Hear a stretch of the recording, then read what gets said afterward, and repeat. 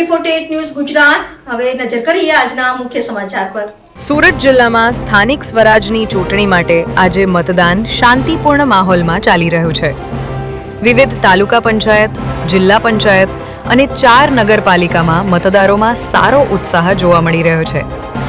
બપોર બાદ ગરમી હોવા છતાં મતદાન મથકો પર મતદારોની સંખ્યામાં વધારો નોંધાયો છે।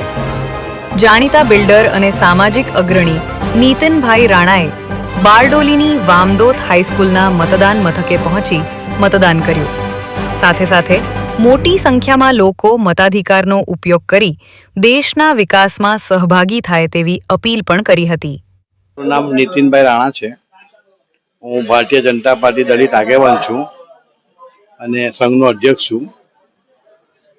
આજે અમારા મોદી સાહેબના વિકાસના કાર્ય લઈને વધુને વધુ મતદાન થાય એવી અમે પ્રાર્થના કરીએ છીએ અને અમારો આ વિકાસનો મોદી સાહેબનો મિશન પૂર્ણ થાય એ હેતુથી મતદાન વધુમાં વધુ થાય એના માટે પ્રયત્ન કરીએ છીએ। AB48 ન્યૂઝ ગુજરાત સાથે પ્રશાંત પટેલ, બારડોલી।